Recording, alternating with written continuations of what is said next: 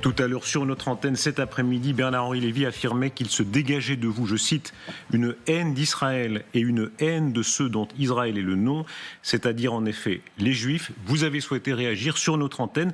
Que répondez-vous à Bernard-Henri Lévy ? Dans le débat démocratique, il n'y a pas de place pour de tels propos. La calomnie et le mensonge nient le débat démocratique. C'est donc pour cela que je ne peux pas accepter de telles paroles de la part de Bernard-Henri Lévy qui portent atteinte à la dignité, à la sienne, à la dignité que tout homme doit avoir quand il s'exprime dans l'espace public. On n'essentialise pas l'autre physiquement.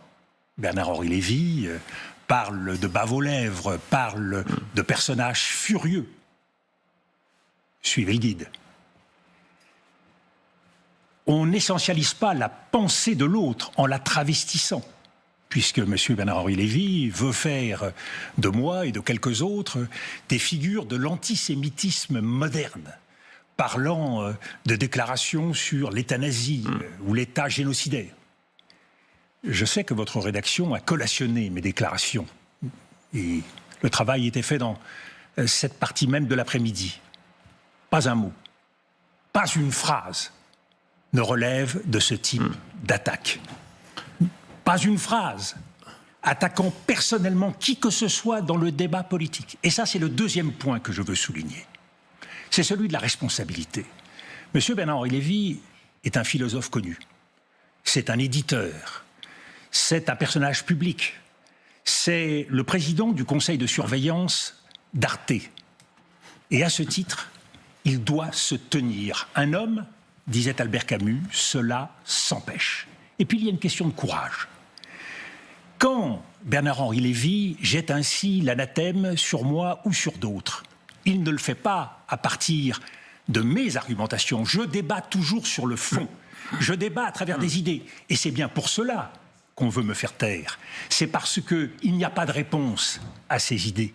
Pas de bonne réponse, vue du point de vue de Bernard-Henri Lévy. Mais alors, Monsieur le Premier ministre...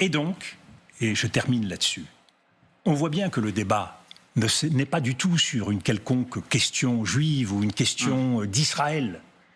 Le débat, c'est quoi ? Quel est ce qui m'oppose avec Bernard-Henri Lévy ?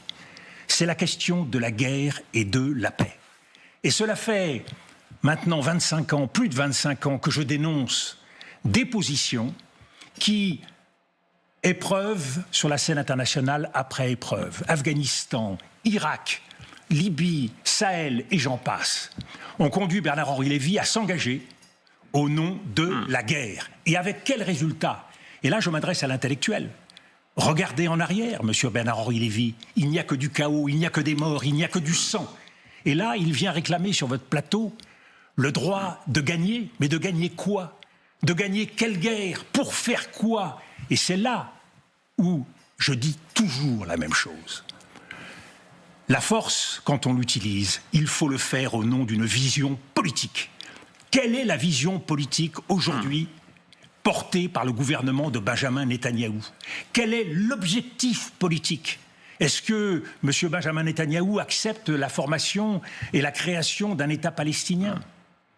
Par ailleurs, non seulement il faut un objectif politique, mais il faut s'appuyer sur la justice. Je n'entends jamais Monsieur Bernard-Henri Lévy parler ni de paix, ni de justice. Monsieur le Premier ministre, puisque vous commencez ici... Elle est aujourd'hui au cœur des enjeux du Moyen-Orient. Puisque vous poursuivez dans un débat, s'il vous plaît, moi je vous recommande... Je vais m'arrêter là. Je suis venu parce que je pense que dans le débat démocratique, et qui plus est la veille du 7 octobre, à un moment où on va commémorer un terrible massacre, et d'autres massacres, d'autres morts qui s'en suivent. Je pense qu'il y a une nécessité de dignité et de responsabilité dans le débat.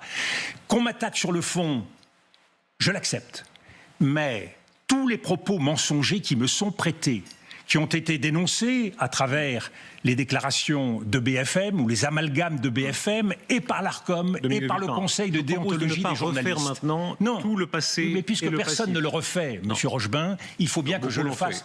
Il faut que je le refasse moi-même, sans quoi les journalistes sur les plateaux ne laisseraient pas dire toutes les bêtises que certains interlocuteurs disent. Dominique de Villepin, puisque vous parlez de débat, puis-je vous poser une question? D'abord, premièrement, puisque vous entrez dans un débat qui va au-delà, on ne va pas ajouter maintenant de la polémique à la polémique, est-ce que vous seriez prêt, au-delà des anathèmes, fermer les anathèmes, de débattre avec Bernard-Henri Lévy sur un plateau comme celui-ci? La condition numéro 1 du débat, c'est le respect de l'autre. Cette mise au point est en fait. Mais ce n'est pas une question de mise en point, c'est cette double essentialisation à la fois de mes idées et de ma personne. On voit bien que, contrairement à ce que dit M. Bernard-Henri Lévy, ce qui se dégage de lui, c'est la haine de l'autre. Alors que je sois passionné, parce que toute ma vie a été au service de la paix et de la lutte contre l'injustice. Vous ne pouvez pas maintenant aussi l'accuser de haine, on n'en finit plus. S'il vous accuse de haine et que vous revenez pour dire que je l'accuse de haine aussi, pardon, mais... Une fois de plus, que M. Bernard-Henri Lévy s'excuse, et alors... C'est ce que vous demandez ce soir? Je demande des excuses et je demande un comportement démocratique qui soit respectueux de l'autre, de moi et de tous les autres. Au-delà de vous et de lui, on ne va pas refaire encore une fois une polémique et ajouter la polémique, mais la question de l'indignation sélective, c'est ce qu'il a amené. Que répondez-vous à cela? Et encore au-delà, au-delà de Bernard-Henri Lévy, sur ceux qui disent, et d'ailleurs permettez d'amener un troisième point de vue, ceux qui disent, vous et Bernard-Henri Lévy, et le président de la République et d'autres, chez les pro-israéliens et chez les pro-palestiniens, ont des indignations sélectives. Par exemple, la France a livré tant d'armes à l'Arabie Saoudite, on a moins entendu, vous, M. Bernard-Henri Lévy peut-être, le président de la République, sur les livraisons d'armes à l'Arabie Saoudite pendant que tant de malheureux étaient tués au Yémen. Monsieur Rochebin, je n'ai aucune indignation sélective. Et pour ceux qui ont voulu m'entendre, on m'a entendu sur l'Irak, on m'a entendu sur la Libye. J'ai été un des très rares personnages publics à dénoncer les excès de l'intervention en Libye, pareil au Sahel et pareil dans toutes les interventions. À parler, contrairement à ce que dit M. Bernard-Henri Lévy, du Soudan, j'ai été le Premier ministre français à se rendre au Darfour.